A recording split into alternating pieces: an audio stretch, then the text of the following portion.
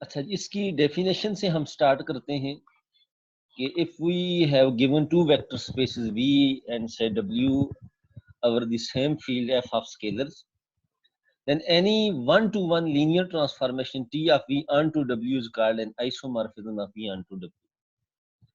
In other words, आप ये कह सकते हैं कि अगर हमारे पास दो वेक्टर स्पेसेस हों V और W और फील्ड उनका सेम हो, तो ऐसी लीनियर ट्रांसफॉर्मेशन जो बाइजेक्टिव भी हो उसे हम कहेंगे कि ये आइसोमॉर्फिज्म है V की W के साथ। और अगर इस तरह की कोई लीनियर ट्रांसफॉर्मेशन एग्जिस्ट करे जो बाइजेक्टिव हो, तो फिर हम कहेंगे कि ये V जो है ये आइसोमॉर्फिक टू W है। ठीक है, और ये नीचे वाले पैराग्राफ में जस्ट वो कुछ नोटेशन बता रहा है कि हर वेक्टर स्पेस जो है वो आइसोमॉर्फिक होती है अपने ही साथ। गोया कि अगर V हमारे पास वेक्टर स्पेस है तो इसी वेक्टर स्पेस से इसी के ऊपर हम एक बाइजेक्टिव लीनियर ट्रांसफॉर्मेशन फाइंड कर सकते हैं। और उसकी वो एग्जांपल दे रहा है कि आइडेंटिटी ऑपरेटर जो है वो एक बाइजेक्टिव लीनियर ट्रांसफॉर्मेशन। और साथ ये भी वो कह रहा है कि अगर V जो है वो अगर V जो है वो आइसोमॉर्फिक है वेक्टर स्पेस W के साथ, तो फिर W जो है वो आइसोमॉर्फिक होगी V के साथ। उसकी वजह क्या है? क्योंकि अगर V W के साथ आइसोमॉर्फिक है, इसका मतलब है कि हमें एक बाइजेक्टिव लीनियर ट्रांसफॉर्मेशन मिली V से W के ऊपर। तो अगर एक लीनियर ट्रांसफॉर्मेशन बाइजेक्टिव हो तो आप जानते हैं कि उसका इन्वर्स एग्जिस्ट करता है और वो भी लीनियर ट्रांसफॉर्मेशन होती है। तो वो आइसोमॉर्फिज्म होगी W की जो है वो V के साथ।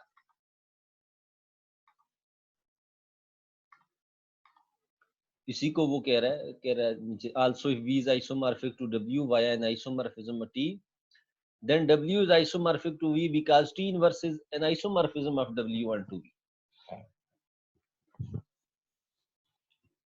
और लास्ट वो ये कह रहा है कि अगर V आइसोमॉर्फिक है W के और W जो है वो आइसोमॉर्फिक है Z के, तो फिर V आइसोमॉर्फिक होगी Z के। क्योंकि अगर V W के आइसोमॉर्फिक है तो हम एक लीनियर बाइजेक्टिव ट्रांसफॉर्मेशन V से W में फाइंड कर सकते हैं, और W अगर Z के आइसोमॉर्फिक है तो हम एक बाइजेक्टिव लीनियर ट्रांसफॉर्मेशन W से Z में फाइंड कर सकते हैं। तो इनकी कंपोजिशन लेंगे जब आप, तो वो एक लीनियर ट्रांसफॉर्मेशन होगी जो बाइजेक्टिव होगी। क्योंकि आप एलिमेंट्री कैलकुलस में ये जान चुके हैं कि composition of bijective function is again a bijective function. और लास्ट प्रीवियस लेक्चर्स में हम ये भी पढ़ा कि composition of linear transformation is again a linear transformation. तो ये आइसोमॉर्फिज्म होगी। तो ये बेसिकली एक रिलेशन है जो इक्विवेलेंस रिलेशन बनाता है कि ये अपने V आइसोमॉर्फिक टू V ये रिफ्लेक्सिव है, और इसी तरह दूसरा जो है सिमेट्रिक है और तीसरा ट्रांजिटिव है। वैसा रिलेशन जो रिफ्लेक्सिव भी हो, सिमेट्रिक भी हो, ट्रांजिटिव भी हो, उसे जो है हम इक्विवेलेंस रिलेशन कहते हैं। और वो कह रहा है कि हम इन फ्यूचर जो है वो बजाय ये कहने के कि V एंड W आइसोमॉर्फिक कहेंगे, बजाय ये कहने के कि V is isomorphic to W, हम ये कहेंगे कि V and W are isomorphic. उसकी वजह ये है क्योंकि हम जानते हैं अगर V आइसोमॉर्फिक है W के तो W भी आइसोमॉर्फिक होगी V के। तो हम ये लिखने के बजाय कि V is isomorphic to W हम कहेंगे V and W are isomorphic. अच्छा जी, आगे इसकी एग्जांपल है जिसको उसने एक थ्योरम की फॉर्म में लिखा हुआ है। आप ये जानते हैं कि अगर वो कह रहा है अगर आपके पास कोई वेक्टर स्पेस है V over the field F of scalars, और वो फाइनाइट डायमेंशनल वेक्टर स्पेस है n, फॉर एग्जांपल n कोई फाइनाइट नंबर है लेस देन इंफिनिटी, तो फिर क्या होगा? देन आपके पास ये जो वेक्टर स्पेस है, आपको ये मैं बताता भी चलूं कि ये एक नोटेशन, ये जो वेक्टर स्पेस है ओवर द फील्ड F, ये आइसोमॉर्फिक होगी। ये आइसोमॉर्फिक की नोटेशन है।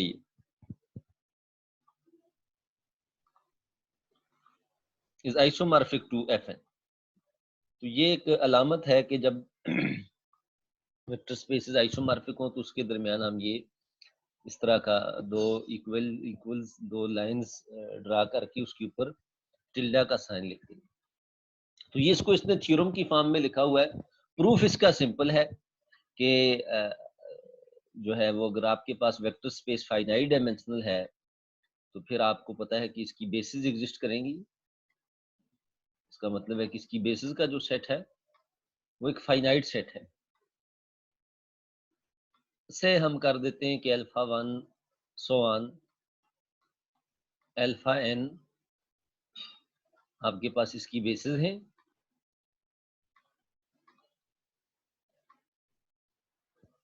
और आपको पता है कि अगर जो है वो कोई भी हम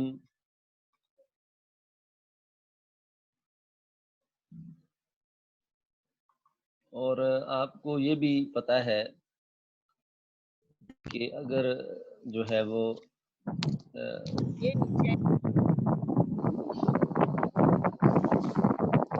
अस्सलाम वालेकुम सर।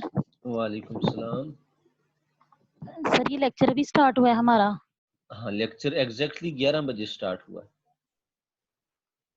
तो काइंडली पेज नंबर बता दें कहाँ से शुरू हुआ है। अच्छा, ये पेज नंबर जो है आपका है पेज नंबर है आपका 84। Thank you sir. अच्छा, तो फॉर एग्जांपल ये वेक्टर स्पेस है और इसकी बेसिस का जो सेट n है तो फिर ये आइसोमॉर्फिक होगी Fn की। गोया कि हमने एक लीनियर ट्रांसफॉर्मेशन में रिकॉल कर देता हूं जो बाज लोग नए आए हैं कि आइसोमॉर्फिज्म दो वेक्टर स्पेसेस की क्या है कि अगर हमारे पास दो वेक्टर स्पेसेस हों, एक v और w हो और उनके दरमियान हमें एक लीनियर ट्रांसफॉर्मेशन मिल जाए जो बाइजेक्टिव हो तो उसको हम आइसोमॉर्फिज्म कहते हैं। और हम इसको मैथमेटिकली ऐसे लिखते हैं कि v is isomorphic to Fn। तो थ्योरम जो था इसको मैं एज एग्जांपल कंसीडर करता हूँ और उसने थ्योरम की फॉर्म में लिखा हुआ है कि अगर आपके पास फाइनाइट डायमेंशनल वेक्टर स्पेस हो तो वो आइसोमॉर्फिक होगी Fn की, फील्ड की n कॉपीज के आइसोमॉर्फिक होगी। अब हम जो है एक फंक्शन तलाश करना चाहते हैं जो इस वेक्टर स्पेस से इस वेक्टर स्पेस में हो जो लीनियर हो और बाइजेक्टिव हो।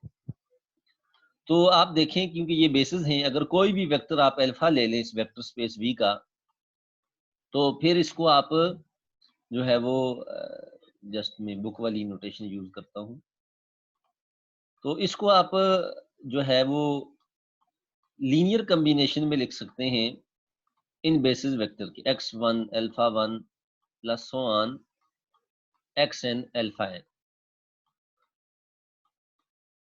और ये जो x1 सो ऑन ये जो स्केलर्स हैं ये फील्ड से आ रहे हैं। ये जो आपका फील्ड है करस्पॉन्डिंग फील्ड जिसका नाम f है।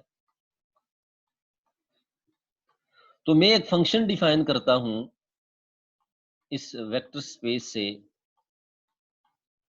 इस फील्ड की जो n कॉपीज हैं Fn के ऊपर, जो क्या करता है इस वेक्टर को फॉर एग्जाम्पल ये जो वेक्टर है टी अल्फा अल्फा वेक्टर है इसको आपको वो मैप करवाता है एग्जैक्टली x1 ये जो n टपल है इसके ऊपर, क्योंकि इस Fn के अंदर तो टपल्स होते हैं। तो आप ये चेक कर सकते हैं कि ये आपके पास एक बाइजेक्टिव लीनियर ट्रांसफॉर्मेशन। सबसे पहले आप लीनियर इजीली चेक कर सकते हैं। ये आपके लिए सिंपल सी एक्सरसाइज है कि अगर आप देखें T alpha plus C beta या T C alpha plus beta जो भी करें तो वो आपके पास exactly T alpha plus C T beta के इक्वल है।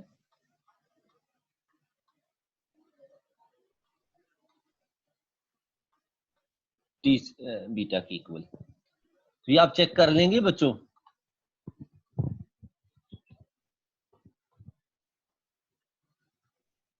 हेलो,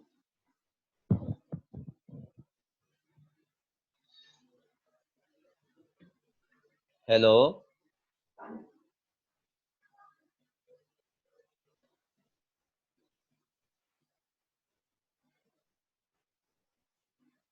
बच्चों आपको आवाज आ रही है मेरी? ठीक है दीदी। हेलो बच्चों, आपको आवाज आ रही है मेरी? जी सर आ रही है बात। जी सर आ रही है। सर आ रही है आपकी। आप बहुत देर से बोले हैं इसलिए मुझे एक्चुअली सर पास बच्चे थे तो वो म्यूट किया हुआ था कि अगर बोले तो उनकी आवाज आ जाएगी, इसलिए अच्छा मैं बोल नहीं रही। अच्छा अच्छा अच्छा। तो ये लीनियरिटी आप इजीली चेक कर सकते हैं। बीटा को या आपने वेक्टर लेना है तो उसको भी इन बेसिस के लीनियर कॉम्बिनेशन में लिखना है, और अल्फा प्लस सी बीटा आपको पता ये भी।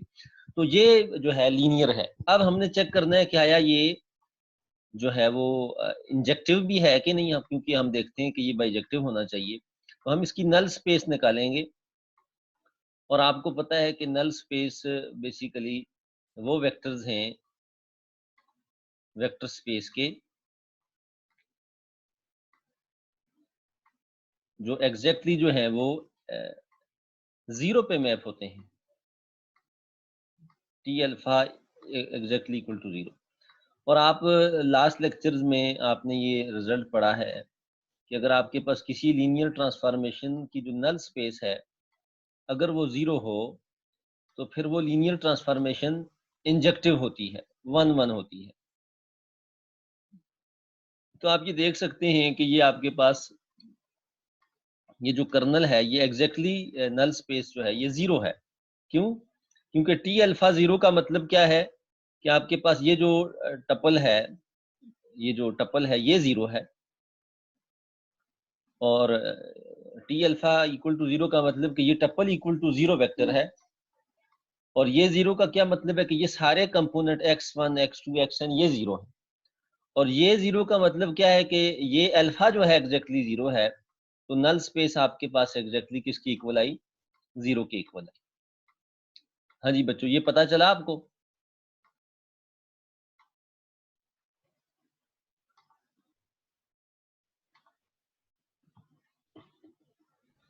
Yes sir.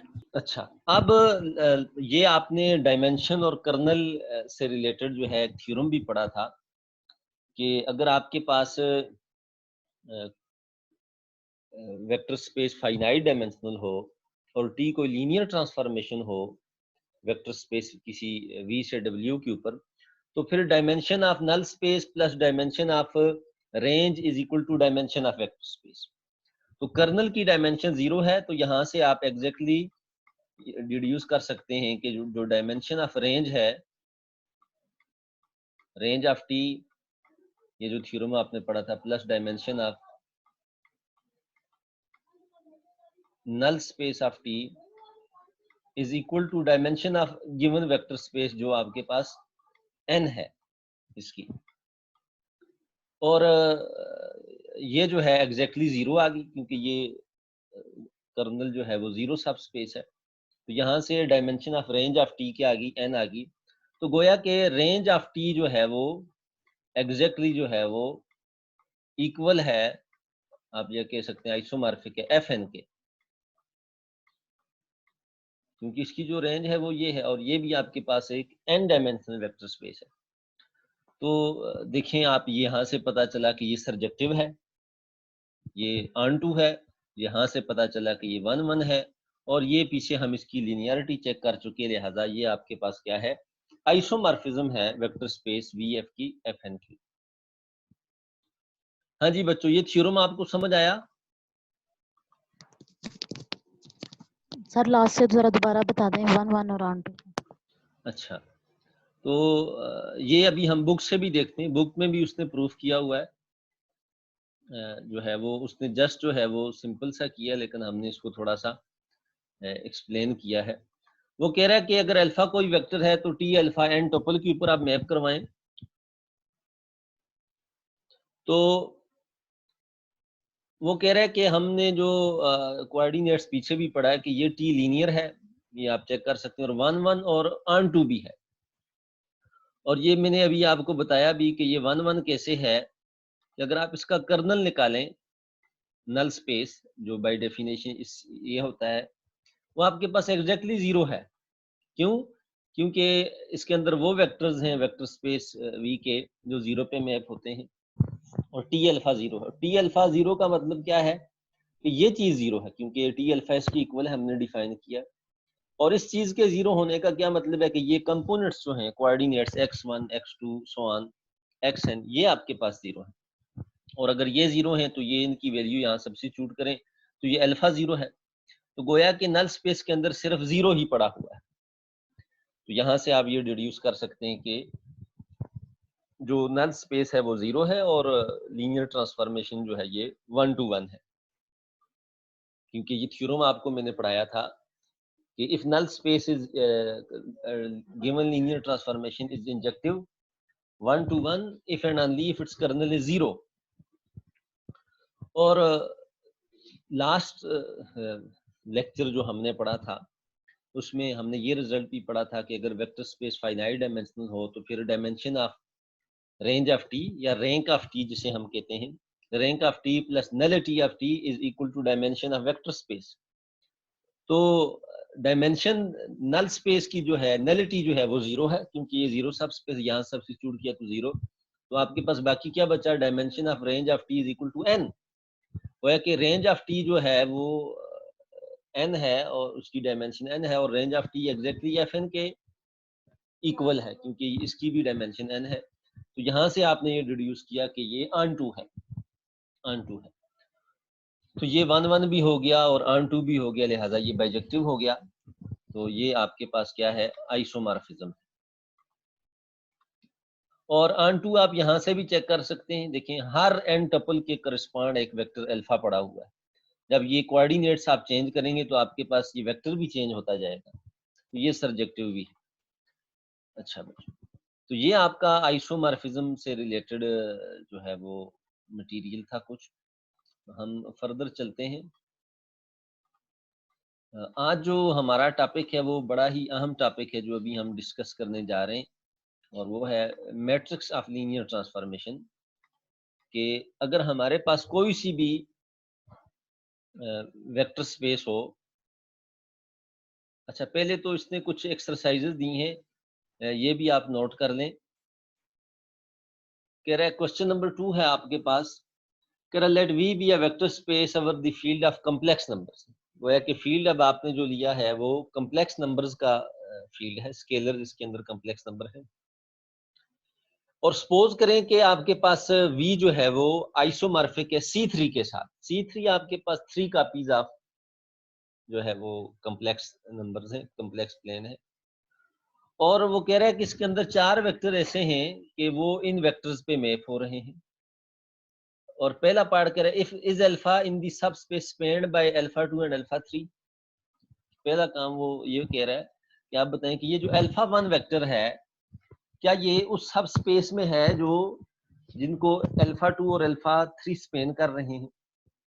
गोया कि आपने स्पेन ऑफ अल्फा 2 और अल्फा 3 निकालनी है, और आपने जो है फिर चेक करना है कि आया अल्फा 1 उसमें है कि नहीं है।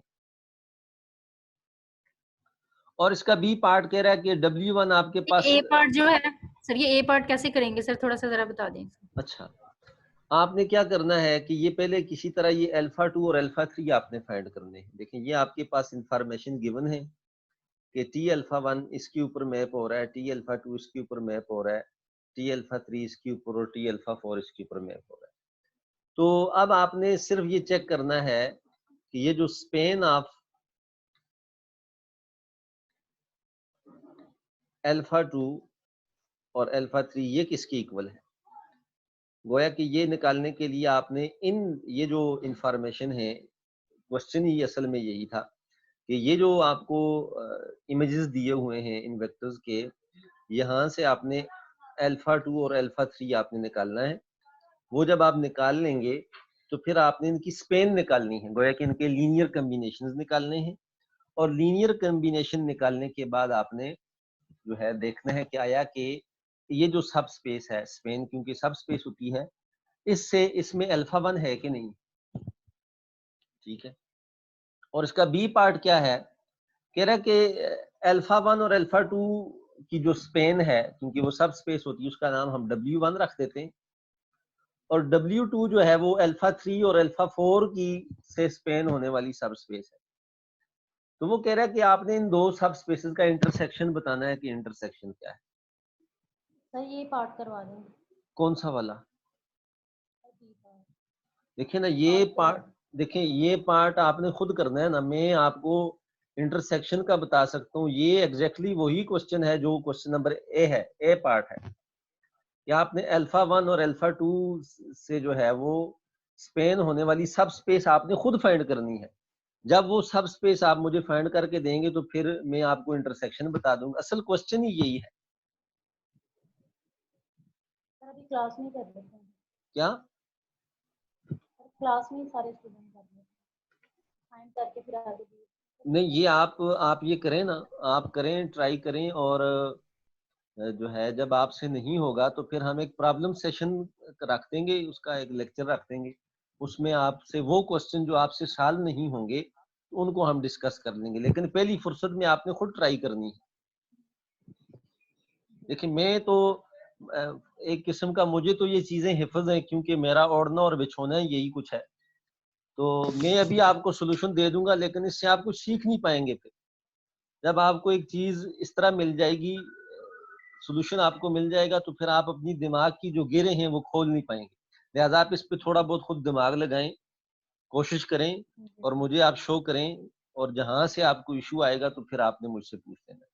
और जब नहीं होगा, सूरत हाल ये हो जाएगी कि आप जो है वो इस सिचुएशन पे पहुंच जाएंगे कि आपसे ये बिल्कुल भी नहीं हो रहा, तो फिर मैं प्रॉब्लम सेशन रख के आपको इसका सोल्यूशन भी दे दूं, लेकिन पहली फुर्सत में आपको सोल्यूशन नहीं दे सकता। ठीक है बच्चे? तो अब आप सीखने आए हैं ना, तो उसके लिए जो है वो आपको खुद कुछ एफर्ट करनी पड़ेगी। कल को आप जाएंगे, देखिए अभी आपका कोर्स वर्क चल रहा है, कल आप में से कोई रिसर्च में चला गया तो वहां क्या करेगा? वहां तो प्रॉब्लम आपने खुद सॉल्व करना है, वहां तो आपकी कोई हेल्प भी नहीं करेगा। इसलिए अपने आप को इस काबिल बनाएं कि आप प्रॉब्लम्स को सॉल्व करने वाले बन जाए। ये तो जस्ट बुक की एक्सरसाइजेज हैं।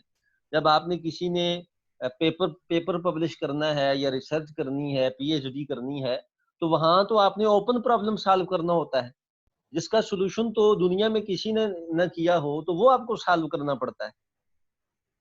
ठीक है बच्चे? जी सर। तो इस काबिल अपने आप को बनाएं, अभी से स्टार्ट कर दें, ताकि आप ये थोड़ा हिंट दे देना सर, थोड़ा सा स्टार्ट से बता दें इसको कैसे करेंगे, हिंट दे आप दे फिर सर आगे से कर आप लेंगे। आपको हिंट मैंने दे दी है। देखिए आपने ये काम करना है, ये जो इंफॉर्मेशन गिवन है, इन वेक्टर्स के इमेजेस इनके इक्वल हैं, और ये आइसोमॉर्फिज्म है। मजे की बात ये है कि ये क्या है? आइसोमॉर्फिज्म है। गोया कि ये जो लीनियर ट्रांसफॉर्मेशन है ये बाइजेक्टिव भी है, 1 1 भी है, अर्न 2 भी है, और एक ये इस इंफॉर्मेशन को यूज करना है। और दूसरा हिंट जो है वो आपके पास, ये इमेजेस आपके पास हैं, ये आप चेक कर सकते हैं, एक ये वेक्टर है और एक ये वेक्टर है और एक ये वेक्टर है। ये बहुत कुछ हमें दे रहे हैं।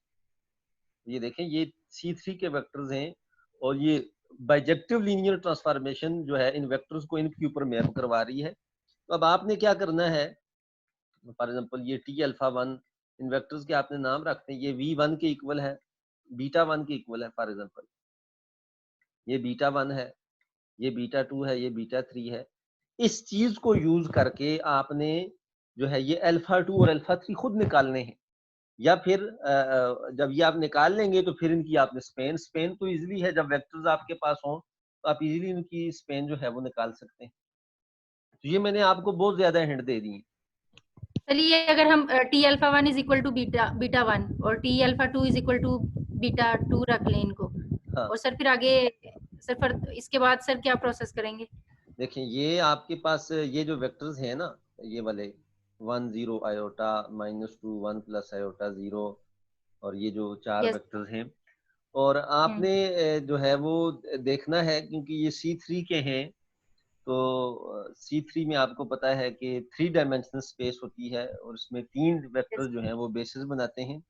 तो आपने इनके लीनियर कॉम्बिनेशंस को कुछ निकालने हैं। ठीक है?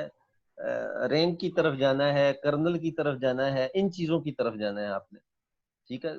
और आइसोमॉर्फिज्म जो है कि ये बाइजेक्टिव भी है और 1 1 भी है, इस चीजों को देखना है। क्योंकि अगर आप देखें ना, यहाँ से आपको कुछ बातें यहीं से मिल गई कि आपको पता है कि अल्फा 1, क्योंकि ये आइसोमॉर्फिज्म है तो ये 1 1 है। अल्फा 1 अगर इक्वल नहीं होगा अल्फा 2 के, तो टी अल्फा 1 जो है वो भी इक्वल नहीं होगा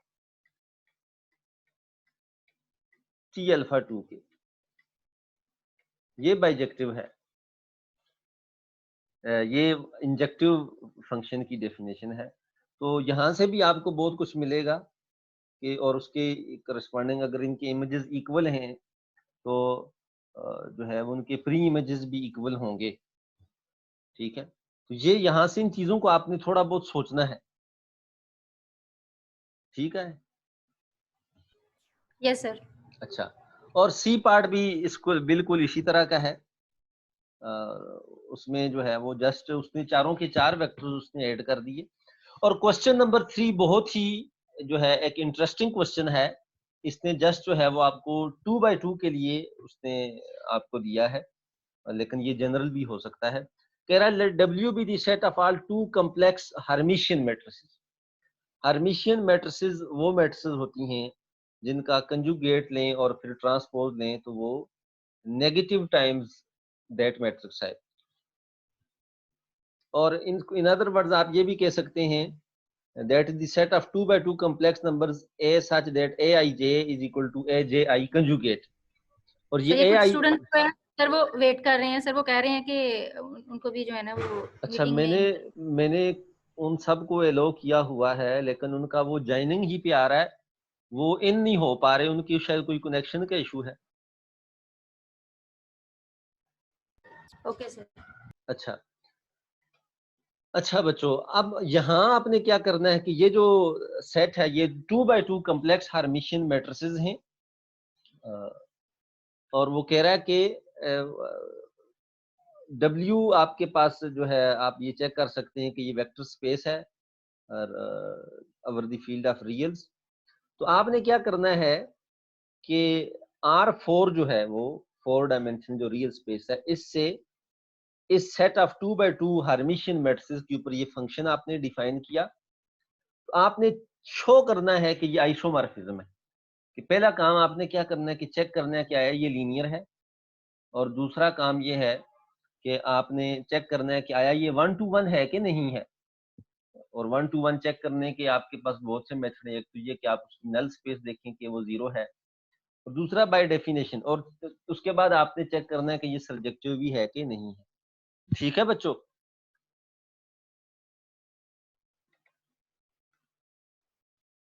हेलो, यस सर।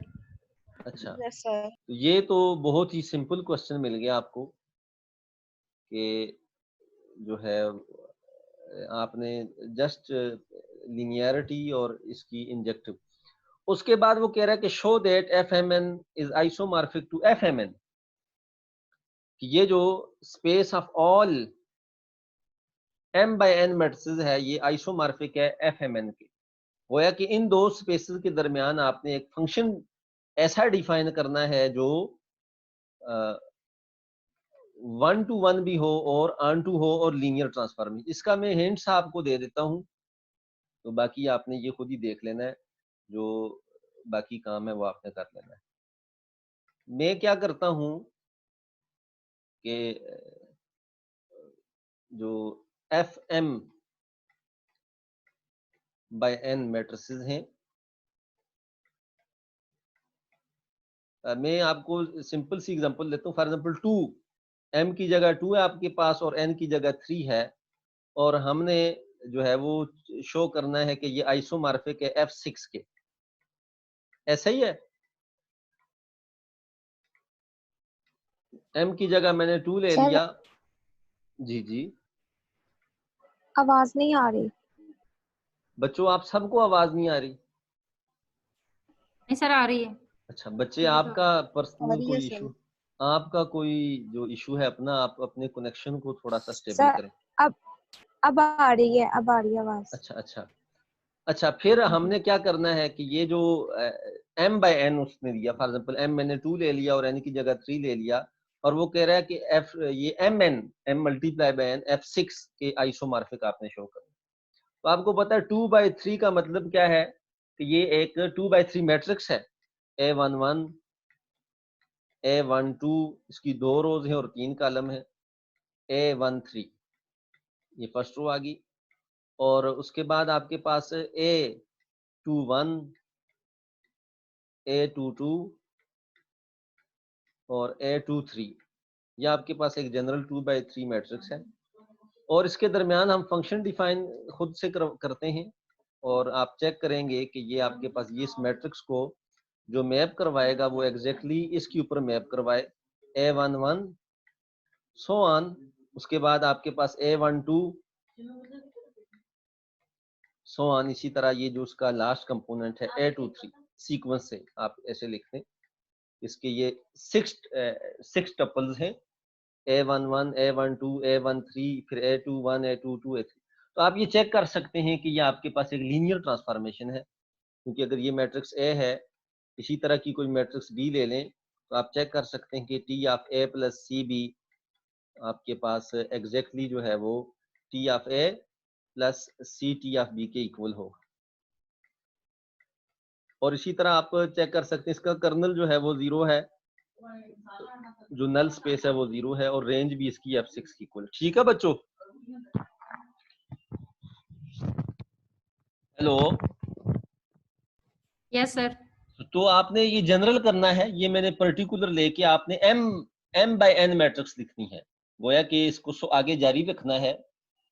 m उसकी रोज होगी और n कॉलम A1 n होगा, फिर उसके बाद A2 n होगा, सो ऑन, फिर नीचे आप जाएंगे AM1 AM2 so on AMN। तो जनरल लेके आपने इसी तरह टपल्स के ऊपर m प्लस n टपल्स के ऊपर आपने डिफाइन करवाना। आप दोबारा से लॉग इन करें, मीटिंग का टाइम जो है वो